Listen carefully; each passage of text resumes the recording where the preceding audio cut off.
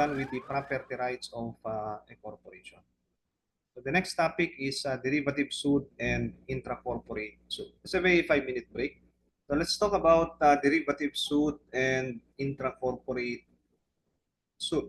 Derivative suit, on the one hand, is a remedy designed to protect the corporation and its stockholders, particularly minority shareholders, from abuses by corporate directors, officers, or majority stockholders. This rule is grounded in equity and fiduciary principles, as corporate directors owe fiduciary duties to the corporation and its stockholders. What are the requisites for a valid derivative suit? There are cases already enumerating the requisites. Bank and Trust Company versus Salazar Realty Corporation, 2022, and BSP versus Campa, 2016, where the Supreme Court enumerated the requisites for a valid derivative suit. Number one, the plaintiff must be a stockholder or member at the time of the act or transaction complained of. Number two, the plaintiff must have exhausted intracorporate remedies such as making a demand on the board of directors to act on the matter. And number three, the cause of action must belong to the corporation, not to the individual stockholder or member. So if you look at the requisites, yung unang-una dyan, dapat may standing yung magfa-file ng kaso. You must be either a stockholder in case of a stock corporation or a member in a non-stock corporation. So kailan siya dapat maging stockholder or member? It must be at the time of the occurrence of the act or transaction being complained of. And if you look also at number 2, hindi pwedeng diretso derivative suit. There must be a condition precedent for the filing of derivative suit. That is exhaustion of intracorporate remedies. So that's a condition precedent. Otherwise, the derivative suit will be dismissed. And take note also that the interest being protected here is not the interest of the stockholder or member, but it is the interest of the corporation where they belong. The cause of action really belongs to the corporation and not to the individual stockholder or member. Now let's look at this example. A minority stockholder discovers that the corporation's directors have misappropriated corporate funds for personal use. So the transaction or the act complained of is misappropriation of corporate funds by corporate directors. Now, bago mag-file ng derivative suit, stockholders must first exhaust intracorporate remedies. Like in this case, in this example, demanding from the board to initiate legal action against the erring directors. So for the remaining members of the board who are not guilty of misappropriation, to initiate legal action by issuing a resolution allowing the filing of the case. Kung walang ginawa pa rin yung innocent directors against the erring directors, then there is compliance of this condition precedent. However, if there are still remedies under the corporate bylaws that must be done, then the stockholders must exhaust all these remedies before they can file a derivative suit. Ngayon, tanungin natin, sino ba talaga ang aggrieved party dito? Who is the aggrieved party? Is it the stockholders or the corporation? The party who is directly aggrieved is the corporation. The stockholders, they are not directly aggrieved by the actions of the erring directors, although indirectly. So their party, the proper plaintiff, yung ilalagay doon sa mismong pleading na plaintiff is the corporation. But stockholders will represent the corporation in this derivative suit. So for example, XYZ Corporation represented by yung name ng minority stockholders. Now, what do we mean by an intra-corporate suit? An intra-corporate suit involves disputes arising from relationships within a corporation, such as between the corporation and its stockholders or members, among stockholders or members themselves, between the corporation and its corporate officers. So kung titignan natin, yung mga laban are all personalities in the corporation. Corporation against individuals in the corporation, corporate insiders among themselves, or corporation against its management. So intra-corporate suits, they are cognizable by special commercial courts. Yeah. So derivative suit, how do you distinguish it from intra-corporate suit? In derivative suit, the party with the cause of action is the corporation. But since the corporation does not do anything, it's the minority stockholders or the stockholders that will prosecute in behalf of the corporation. The intra-corporate dispute, well, this is a dispute between corporate insiders and or the corporation. A delinquency. A delinquency refers to the failure of a stockholder to pay the balance due on their subscription to the corporation. Kung nag-subscribe ang stockholder, he must pay. The failure triggers specific consequences and remedies under the law, including sale of delinquent stocks, restriction on the rights of delinquent stockholder, and the corporation's ability to recover unpaid subscriptions through legal action. Section 67 is the legal basis of delinquency. Section 67 provides that delinquency occurs when a stockholder fails to pay the amount due on their subscription, including accrued interest within the time specified by the corporation. The corporation may declare the stock as delinquent and proceed with remedies such as delinquency sale or court action to recover the unpaid amount. So what do we mean by this delinquency sale? In delinquency sale, the board of directors order the sale of delinquent stocks at a public auction. Notice of sale must be sent to the delinquent stockholder and published in a newspaper of general circulation.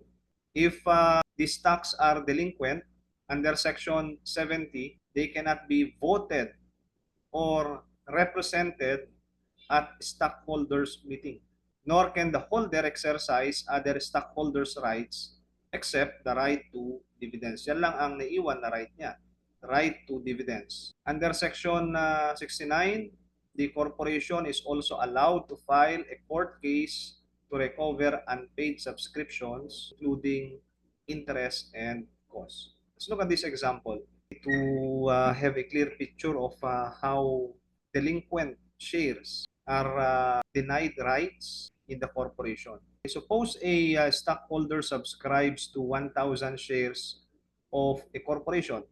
Ayan yung subscription niya.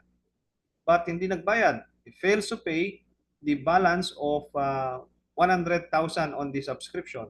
So partial payment lang pala. And then may balance siya na 100,000 pesos. Now, the corporation may declare the shares delinquent and notify the stockholder of a public auction.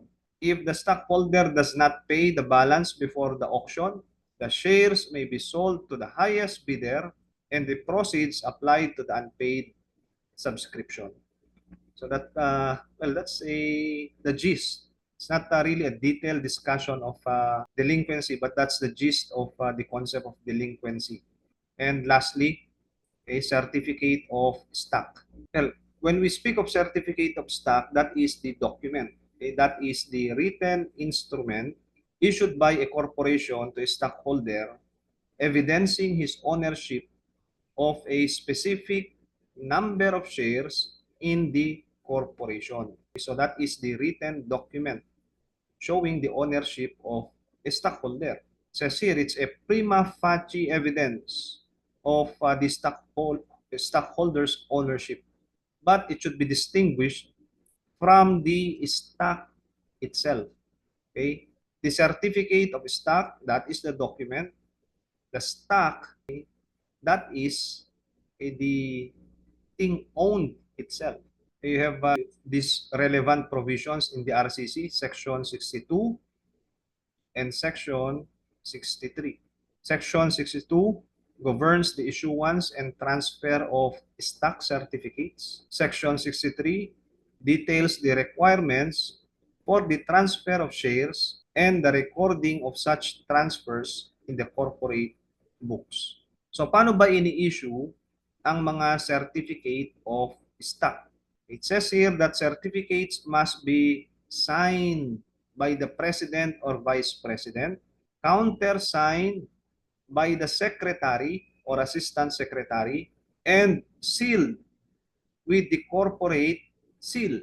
So those are the formal requirements for the validity of a certificate of stock, signed by the requisite corporate officers and must bear the corporate seal. Under Section 63, no certificate of stock shall be issued unless the full amount of the subscription has been paid, including any interest or expenses for delinquent shares. Nung na-highlight na rule dito, this section highlights the rule on the indivisibility of shares. Indivisibility of shares. Because under the RCC, bago ka mabigyan finally ng certificate of stock, dapat mabayaran mo muna lahat ng subscription. Hindi pwedeng magkaroon ng partial certificate of stock. It's only when there is full payment that the certificate of stock is issued. Now, how are shares transferred? Now, shares are personal property and therefore they can be transferred. How are they transferred? They could be transferred by the delivery of the certificate of stock duly endorsed by the owner or their authorized representative. So if there is a certificate of stock kasi fully paid na yung subscription, nabigyan na ng certificate of stock by the corporation, then the transfer could be done by endorsement of the certificate of stock. So that tells us that the certificate of stock is also a negotiable document. The transfer of ownership is done by endorsement of the document evidencing However, the transfer is not valid against the corporation unless recorded in the corporate books. So as between the parties, kung endorsement lang ang ginawa, there is already a transfer. But as far as the corporation is concerned, it will not recognize the transfer if it is not recorded in the stock and transfer book. So in other words, for the transfer to be binding to everyone, not just the parties to the transfer, it must be recorded in the stock and transfer book of the corporation. By the way, paano kung hindi pa na-issuehan ng certificate of stock? May partial payment lang doon sa subscription. Of course, the stockholder is already a stockholder. He already owns shares of stock in the corporation. What can we deduce? The absence of certificate of stock does not mean the absence of shares. Kasi magkaiba yan. The certificate is just a document. The shares, that is the personal property itself. Kung wala pang certificate of stock kasi hindi pa fully paid, can the stockholder transfer his share? The answer is yes. Pero papaano kung wala pang certificate of stock na pwede mong i-endorse? Well, you can do that by executing a deed of transfer, and the same must be recorded in the stock and transfer book of the corporation. Now, some restrictions on the shares of on the certificate of stock.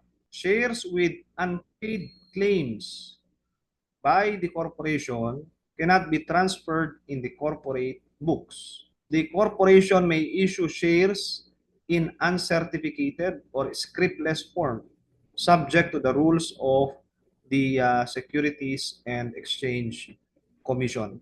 Now, special attention dito, Di ba sinasabi natin yung certificate of stock or that creates a prima facie evidence of ownership sa shares.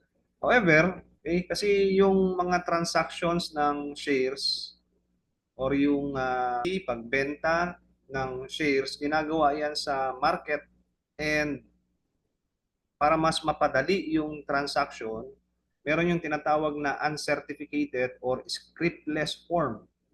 Electronic yung form ng mga shares na to or yung evidence ng ownership sa shares. So these uncertificated or scriptless forms are still valid, and they facilitate, okay, exchanges in the stock exchange. And paano kung nawala or nasira yung certificate of stocks? Okay, there is a procedure provided for the replacement of lost, stolen, or destroyed certificates, including the filing of an affidavit of loss, publication of notice, and the possible requirement of a ban.